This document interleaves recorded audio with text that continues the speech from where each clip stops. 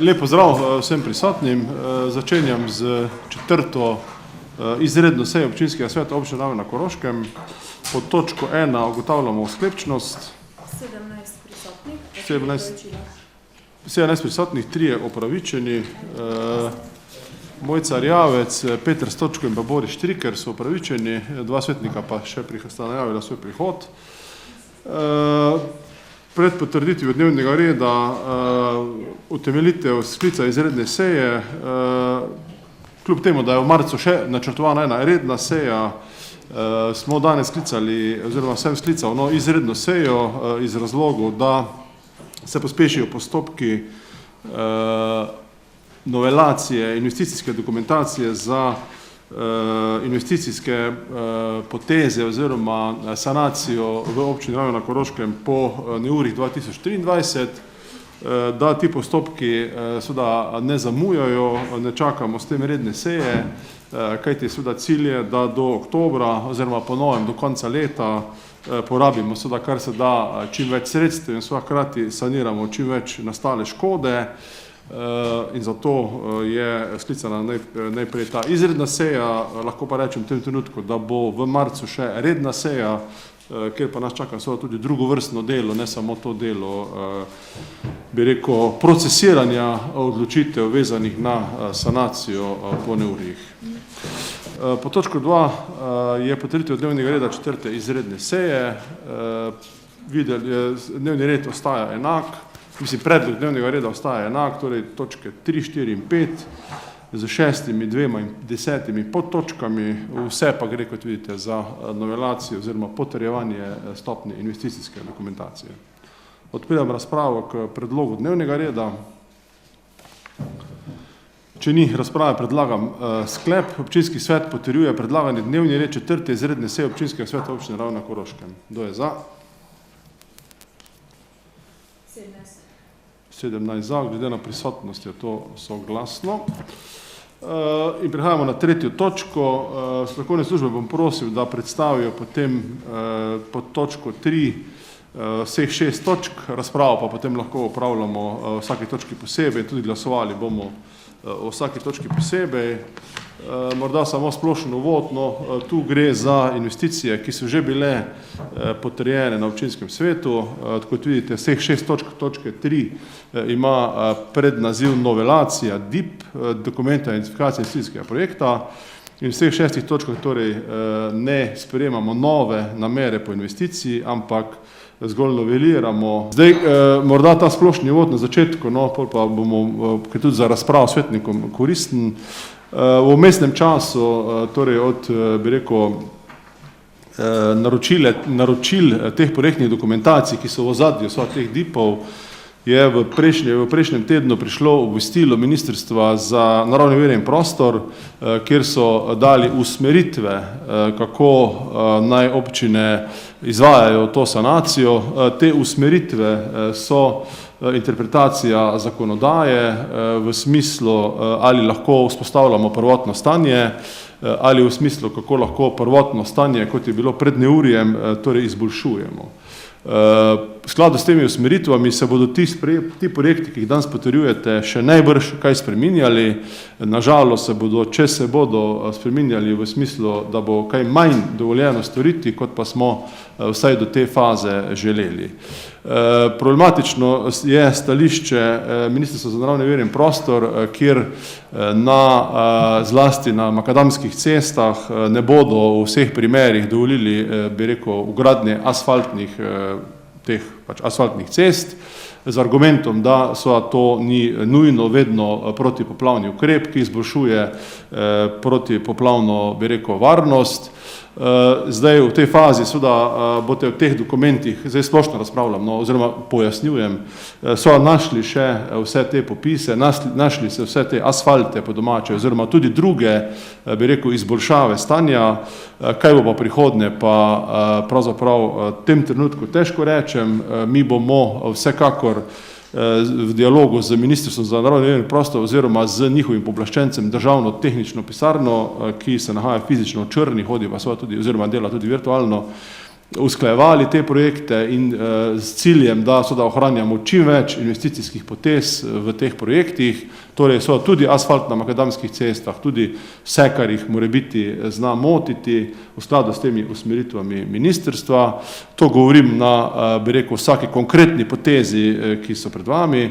Hkrati pa smo vsi župani skupaj, vse zaenkrat Mežiška dolina, sledi še Koroška regija, tudi, bi rekel, na nek način ugovarjali tem usmeritvam Ministrstva za naravne vire in prostor, ki so prišla, kot rečeno, 6. marca.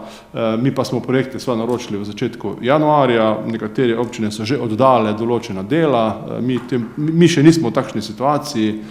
Skratka, napovedujem žal, da se bodo ti projekti še spreminjali, da se bo na nek način odvijal dialog, ali pa če lahko rečem borba na več nivojih, v več korakih, v vsakem primeru pa s ciljem, da na Ravnah zagotovimo čim več te infrastrukture, da z elaborati, ki so potrebni, posebni elaborati za podnebne spremembe, dokazujemo, da so to potrebne poteze in da čim več občine naredimo poplavno varne, kar je nek splošen cilj tega nasplošno tega sanacijskega programa, ki ga pač sprejema tudi Vlada Republike Slovenije. S tem pojasnilom bi pa prosil zdaj, da strokovna sodelavka občine pojasni svetnikom teh 6 novelacij v prvem sklopu, torej v prvem sklopu današnje seje oziroma tretji točki predlog novelacij dokumentov investicijskih, pa ne vem zdaj bral vseh naslovov, no, prosim Tjašo Laznik za predstavitev. Pozdravljeni tudi v imenu strokovnih služb. Ja, župan je že takrat dokaj podrobno v bistvu pojasnil, zakaj gre tu pri novelacijah. Predlaganih je 6 novelacij iz različnih razlogov, bazira pa v bistvu odločitev za novelacijo v uredbi o enotni metodologiji za pripravo in obravnavo investicijske dokumentacije, ki nam v bistvu zapoveduje iz več razlogov, da noveliramo investicijsko dokumentacijo. V bistvu nam sta se pripetili 2 situaciji. Ena je dvig stroškov za več kot 20% na projektu, druga pa sprememba časovne dinamike projektov, kjer smo v bistvu iz leta 2025 nekatere projekte zastavili kar ambiciozno v letu 2024. Kar se tiče višanja stroškov, je v bistvu potrebno mogoče eno kratko pojasnilo. Ne gre tu za kakšna dodatna dela, ki bi jih mi naročevali v sklopu projektne dokumentacije, ampak gre zgolj za to, da smo v bistvu projektno dokumentacijo na teh projektih kot vhodno dobivali zelo pozno na občino, tako da mi smo v štartu naredili za DIP-e, ki smo jih potrjevali na 9. redni seji, eno tako oceno, bolj na pamet, bom rekla, no, in zdaj se je v bistvu sama vrednost investicije v teh primerih toliko spremenila, da je potrebno to dokumentacijo novelirati.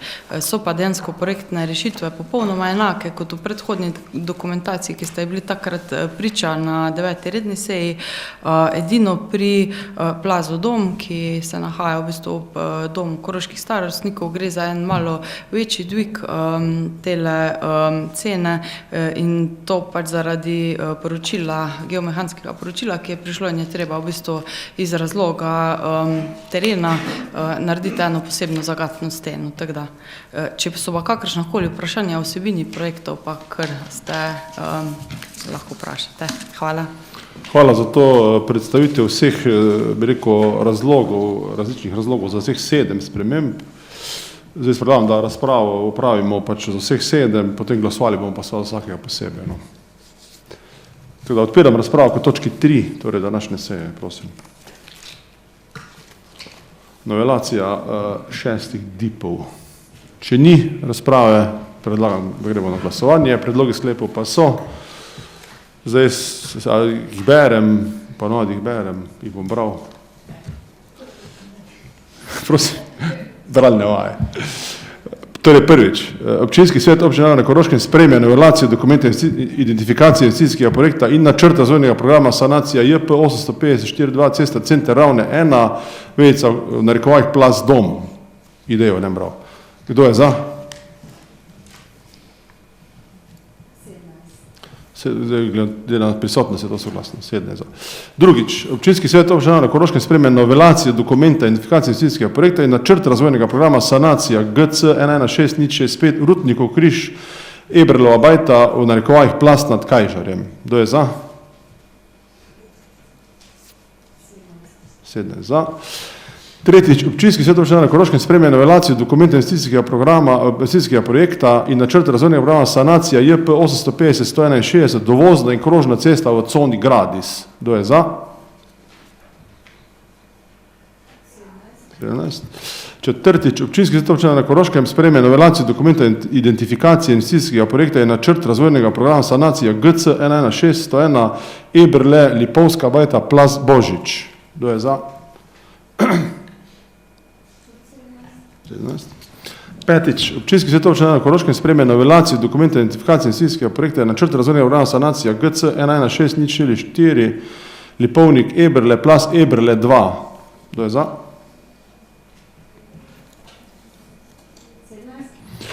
6. Občinski svet občine na Koroškem sprejme novelacijo dokumenta identifikacije investicijskega projekta in načrt razvojnega programa sanacije plazu Navrški vrh. Kdo je za? Kdo je proti? Mogu sem vprašati, ker zdaj vas je 18. In pa 7. Občinski svet občine na Koroškem pooblašča župana za potrditev morebitnih kasnejših popravkov tekstnih dokumentov in dopolnitev tekstnih dokumentov prejetih v točki 1 do 6. Kdo je za? Ne, pa 18, da. Hvala za soglasno podporo. Točka 4, prosim za predstavitev, to sta pač druga narava dokumenta po uredbi, predinvesticijska zasnova, ki je potrebna za projekte nad 2,5 milijona in prosim za predstavitev obeh dveh, torej predinvesticijskih zasnov PZ. Ja, hvala še enkrat za besedo. Spet gre v bistvu za to, da zadostimo uredbi o enotni metodologiji za pripravo in obravnavo investicijske dokumentacije na področju javnih financ, ki nas v bistvu obvezuje k pripravi predinvesticijskih zasnov za vse projekte, kjer je ocenjena višina sredstev potrebnih za izvedbo projekta višja od 2,5 milijonov. V tej dokumentaciji se preverja v bistvu, katera varianta izvedbe je optimalna, in se primerja ponavadi vsaj dve varianti. Tu sta bile primerjanje varianti z investicijo, brez investicije ali pa vključitev javno-zasebnega partnerstva. Seveda zaradi narave investicije, ker gre za sanacijo po poplavah, je v bistvu izdelovalec dokumenta ugotovil, da je najbolj optimalna seveda varianta z investicijo, brez sklenitve javno-zasebnega partnerstva, ker gre za financiranje preko državnega proračuna. Hvala. Hvala za to predstavitev. Torej točka 4, dve predinvesticijski zasnovi, 4.1, 4.2, kulturni dom in pa cesta Dobrije, Koroški Selovac Brdinje. Prosim za razpravo. Če ni, imamo 3 sklepe.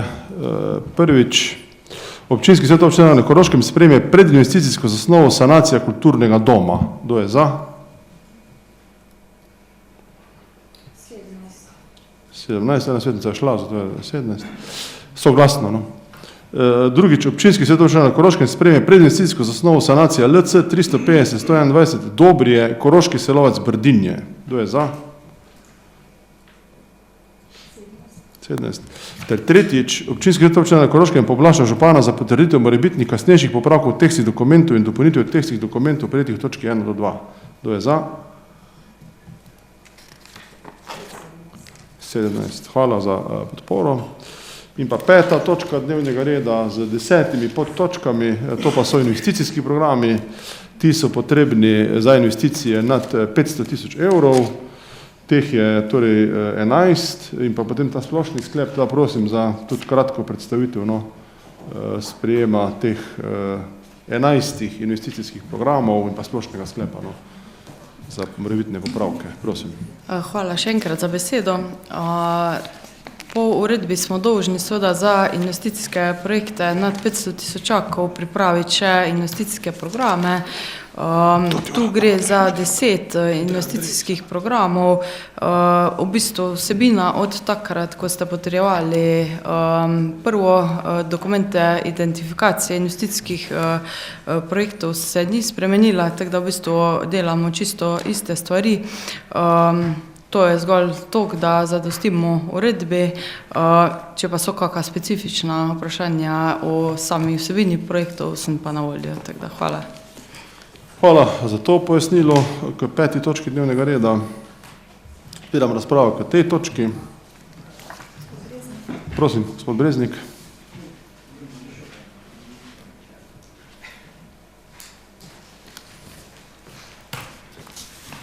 Hvala za besedo. Jaz vsebino se ne bom spuščal, bi pa to razpravo razširil na vse projekte in sicer bi podal eno pobudo. Glede na to, da smo celoten sanacijski program, cel nabor teh projektov sprejeli v novembru 2023 in da je od zadnje redne seje občinskega sveta sta minila praktično že 2 meseca, mi pa nekih konkretnih informacij o tem, kakšno je stanje na posameznih projektih nimamo, želel mogoče, da bi se do naslednje redne seje pripravilo neko poročilo po posameznih projektih, ki so bili v naboru tega sanacijskega programa. Zdaj ni potrebe po nekem podrobnem siciranju teh projektov, zgor navedba mogoče v parih stavkih, v kateri fazi je posamezen projekt in kaj se na posameznem projektu tisti trenutek dogaja oziroma katere aktivnosti se izvajajo. To poročilo bi potem lahko bilo tudi periodično, no vse to je moje mnenje, da bi se lahko mogoče pripravilo tudi za vsako naslednjo redno sejo, dokler ne bojo zadeve zaključene v sklopu te redne točke dnevnega reda, ki govori o delu med obema rednima sejama. Jaz menim, pa tudi verjamem, da se vsi ostali svetniki bodo zagotovo strinjali z mano, da je to pomemben podatek, da te informacije imamo, da vemo, kaj se na projektih dogaja, ker ne nazadnje smo bili mi tisti, ki smo ta sanacijski program sprejeli, pa tudi številni občani, no, nekateri so se tudi na mene že obrnali s vprašanji, kako davče je določena zadeva in prav je, da mi te odgovore imamo, no, zato se mi zdi prav, da bi to neko tako okvirno poročilo periodično tudi dobivali. Hvala. Hvala, ja, to poročilo, no, smo dobili zahtevo tudi od svetniške skupine Gibanja Svoboda, ampak pred vsako sejo občinskega sveta, no, se bo pripravilo na nek način taka tabelarična ali pa semaforski pregled stanja na projektih, no, v vsakem primeru pa seveda je to v vseh dokumentih občine, no, kaj se na projektih dogaja, ampak bomo pred vsako sejo občinskega sveta sva tudi javno objavili, vam dali docenta natančno, koliko denarja je bilo porabljeno na katerenkoli od teh, mislim, da je zdaj že 24, če se ne motim, 24 investicijskih projektov, ker so nekateri plazovi šli na državo, imeli smo pa 31, no, hkrati se sprejema redni program, vlada ga pripravlja v mesecu februarju, marcu, no, to da zdaj vzgleda marc, pa tudi če bo april, no, v tistem rednem programu pa bo poleg teh 31, bi rekel, investicij, ki ste jih potrdili in jih zdaj, bi rekel, procesiramo investicijsko, še dodatnih kar nekaj investicij in bomo za vse to pripravili tako preglednico in za vas in tudi za samo javnost, ki jo to zanima. Zlasti se za to zanimajo predsedniki ožjih delov, katere bomo tudi redno obveščali o tem, ko se prične neko delo, bojo predsedniki ODLS-ja poklicani in bojo prišli tudi na gradbišče in tudi po ta način spremljali gradno, oziroma koga pooblastili, no, da bo spremljal gradno na teritoriju posameznih ODLS-jev. To zdaj začenjamo, žal pa prvo poročilo na MNVP, mislim, da je šlo za 0 evri, torej da v mesecu januarju je bila poraba 0 evrov od teh 14 milijonov evrov. Novo poročilo, ki smo ga dolžni državi, je aprila je novo poročilo, no, vmes bo teh seja občinskega sveta, bo te imeli sveže informacije. Nadaljujemo razpravo k 5. točki dnevnega reda. Prosim, gospod Boris Kajžar. Hvala za besedo. Jaz bi isto, tako je on povedal, sem jaz tudi dal pobudo takrat, da se bi to malo bolj transparentno vodilo, kar se dogaja. Jaz se tudi ne bi spuščal notri vsebino tega, zato smo tudi potrdili zdaj to. Je pa, kaj se dogaja na terenu. Na terenu se dogaja, da pač nismo usklajeni z lokalno skupnostjo ali pa z projektnimi naloge, ki so jih delale strokovne službe in včasih tamle domačini bi radi pač neko pojasnilo in vabijo te strokovne službe ali osebe, da se zglasijo tamle, kjer se neka dela dogajajo. To bi posebej, no, kaj te gledaš, po redu, bi poudaril za tu pri Rutniku se zdaj dogaja in se spolni sili devajo, tamle pač so ene težave, ki bi jih bo treba še rešiti. Zdaj pa po projektu, ko izvajalec deva reče, to ni v projektu, ne moramo to narediti. Tako da bi, gospa Laznik, boste vi se oglasili dole, pa se malo z lastnikom tamle pomenili, pa take reči, tako da jaz nisem pristojen za to, lahko pa to tule na občinski seji poudarim. Tako da to bo v redu, tu so tudi še zadev takih, ko bi lahko zdaj še veliko govoril o tem, pač začelo se je, vidi se, pri nas se je začelo. Jaz sem iz tistih krajev dole, Tolstega, Dobrje, Tolsti vrh, poznam zadeve in spolni pare delov. Imamo mehanizacijo dole, dogaja se, je pa res včasih, da malo ne vemo, za kaj se gre, je pa fajn, da se ve, pa da je to transparentno, odprto. Se pride pogledat, zadevo rešimo na licu mesta, če se da, ne pa da mu pole zadnji kaj popravljali. Tako veste, kako da je pri nas, ko smo naredili kak asfalt, pa smo koma čakali, da ga razkopljemo. Tako da mislim, da je prej boljši kaj upozoriti, pa pole, da se to reši, pa smo vsi zadovoljni. Hvala. Hvala za to opozorilo. No, dejstvo je, da sam velik zagovornik dialoga, ko se investicije izvajajo na nekem terenu, no, ampak situacija je kompleksna. No. Tako veste, živimo v času, ko smo vsi statiki, arhitekti, vsi vemo, vsi smo finančni ministri, denar ni problem in podobno. No. Teda morate vedeti, da vsaka želja, ki se na terenu pojavi, je včasih v nasprotju z željo soseda oziroma oseba A želi, kar oseba B ne želi. A ne. To se je zlasti videlo pri poplavah, ne meni dvignite škarpo, kaj pa sosedom, pa ne zanima. No. Teda tu je situacija kompleksna, v vsakem primeru pa dialog je, no, in kjerkoli občana boste preverili, je odprt telefon in seveda tudi sam se odzivam na to in pa so tudi strokovne službe, bi rekel, strokovno odgovarjajo, če kaj ne gre, oziroma kaj pač gre, se pa skuša ugoditi, spremeniti, prilagoditi projekt tistim, ki tam živite, no, živijo. S to prakso bomo nadaljevali, ampak kot rečeno, včasih je pa seveda, bi rekel, želja soseda A v nasprotju z željo soseda B in pol je pač mora stroko odločiti, no, ne pa sosedi. Nadaljujemo z razpravo, gospod Zih. Ja, ampak v praksi veste, da karkoli delamo, pridejo sosedi tja, no, to morate pa vedeti. No. Lastniki zemljišč, no, kaj reče. Lepo zdrav. Jaz bi samo pač glas ljudstva, ker v zadnjem času me ogromno ljudi vprašal glede kulturnega doma. Ne. Predvsem to, ali je mus, da se ta kulturni dom, vse zaradi parkirišč, zaradi infrastrukture, ki je tam v središču, ali je mus, da ta kulturni dom se renovira tam, ali ni kakšne variante, da bi se ta kulturni dom prestavil nekam drugam. Predvsem zaradi tega, ker če računaš, da bo dvorana za 300-400 ljudi in to je 2 osebi na avto, to je 200 avtomobilov, približno govorim, težko bo najti parkirne prostore in veliko ljudi zanima, ali je mogoče kakšna varianta, da bi se to kje drugje ustvarilo, na kakšni drugih lokacij, no, da ni glih tam, ko je voda, pa ko je vse bolj utesnjeno. Hvala. Hvala. Ja, zdaj, to je vprašanje, bi rekel, nadomestni lokaciji oziroma nadomestitveni, dva izraza, nadomestitveni lokaciji, dva izraza ima zakonodaja, nadomestna pa nadomestitvena, da slovenščina je zelo bogata. Tu, če bi selili kulturni dom na drugo lokacijo, bi govorili o nadomestitveni lokaciji, ki je pa možna pod pogojem, da se dokaže, da na tem mestu ni možno poplavno, bi rekel, protipoplavno graditi novega kulturnega doma. No, to situacijo se srečujejo fizične osebe, za njih velja isti kriterij, da nadomestitvena, torej druga lokacija prije upoštev, če nadomestna lokacija ni možna kot protipoplavno varna. Za ta namen je naročena tako imenovana hidroško-hidravlična presoja oziroma študija ustreznih pooblaščenih pač podjetja, ki ima ta znanja. To študijo v tem tednu pričakujemo in Direkcija Republike Slovenije za vode je ta soglasodajalec, ki bo o tem odločil.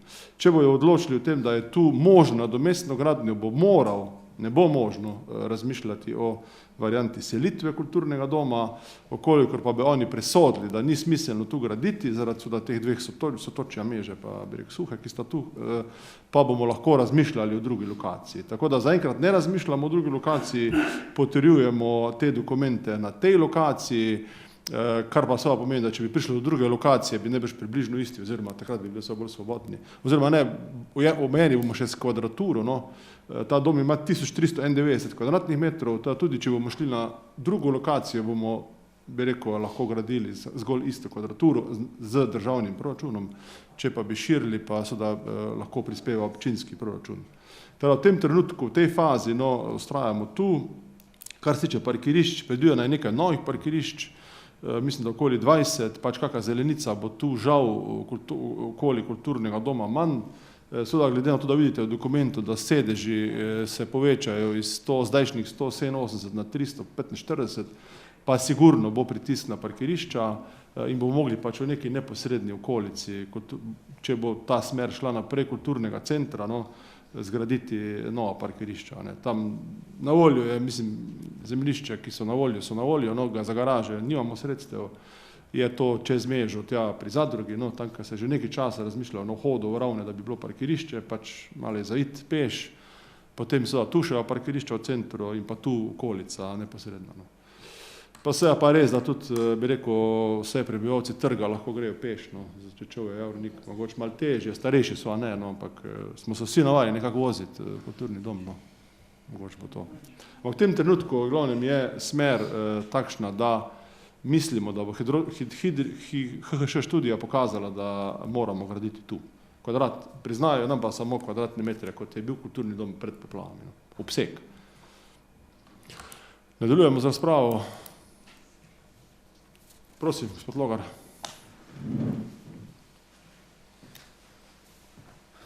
Hvala za besedo. Mene zanima od teh, kak je točno potek zdaj vseh teh projektov. Če se ne motim, je v Črni projektna pisarna, ki potem vse te projekte potrjuje oziroma odobri dodatno za vsa ta sredstva. Me zanima, na kateri točki smo, a to imamo že vse odobreno, kakšne so možnosti, da mogoče kaj ne bi bilo odobreno, kaj se v tem primeru zgodi, če ne bi bilo odobreno. In pa tudi, kakšni so pogovori recimo z izvajalci, a bomo to zmožni v tako kratki časovnici izvesti, kaj se pričakuje, tako da. Hvala. Ja, hvala. Mogoče gospod Logar prišel, ker sem malo kasneje na sejo. No. To sem že pojasnjeval prej, da usmeritve Ministrstva za naravne vire in prostor, ki je prišlo 6. marca, ta postopek nekoliko, bi rekel, z enimi usmeritvami na dveh straneh podpisanega strani ministra Novaka, minister ni, kdor si bodja, ne.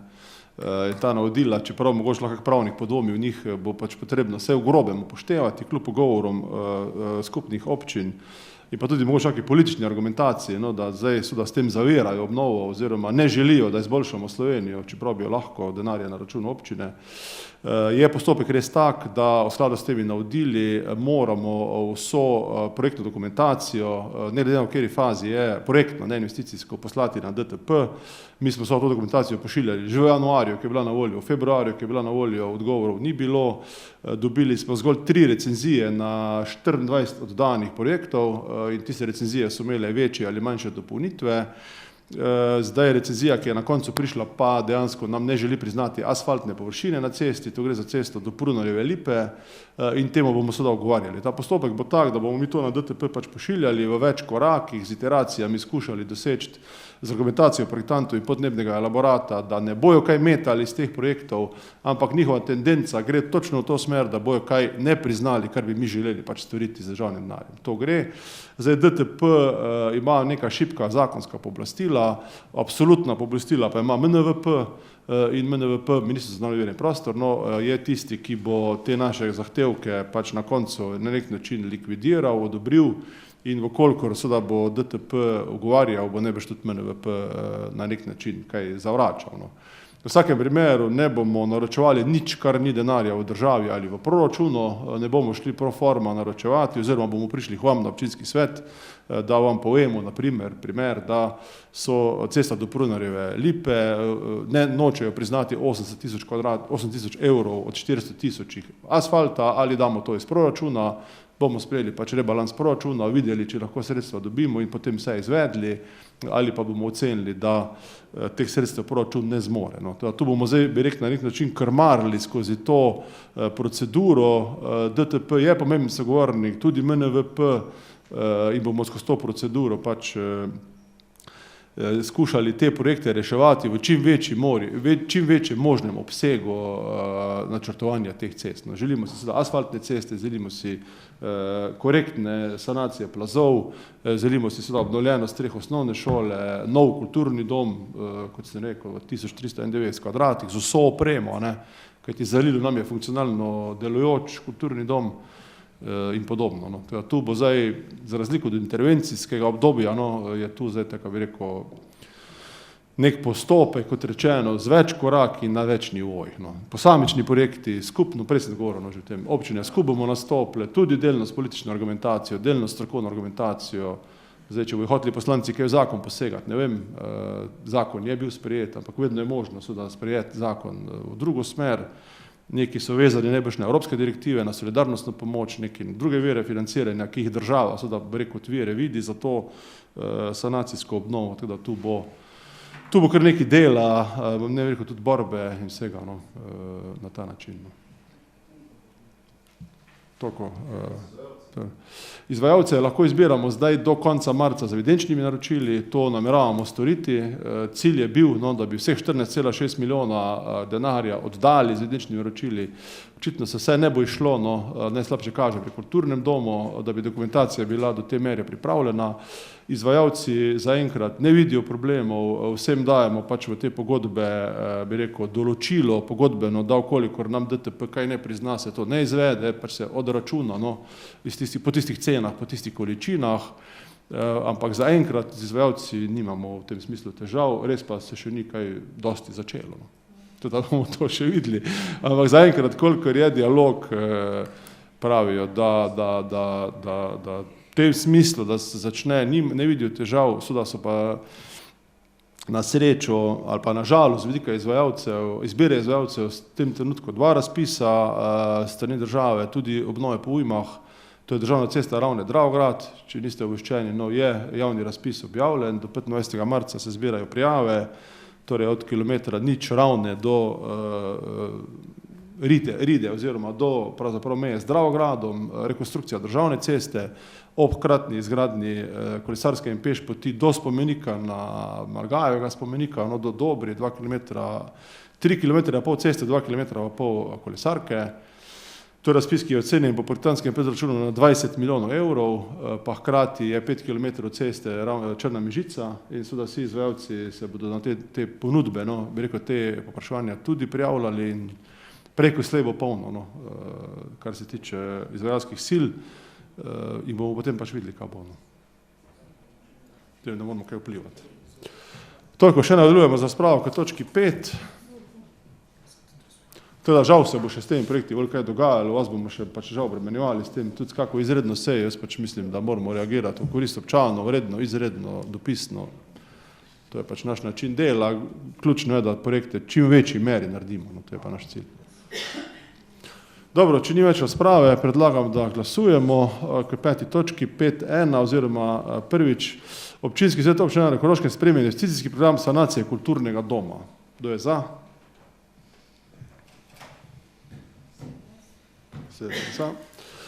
Drugič, 18.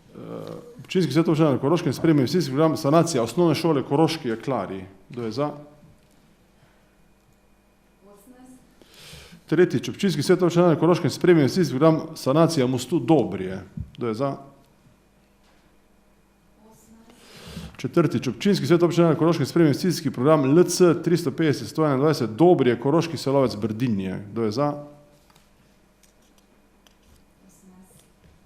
Petič, občinski svet občine na Koroškem sprejme investicijski program Sanacija dolinskega vodovoda. Kdo je za? Šestič, občinski svet občine na Koroškem sprejme investicijski program Sanacija cest v naselju Javornik. Kdo je za? Sedmič,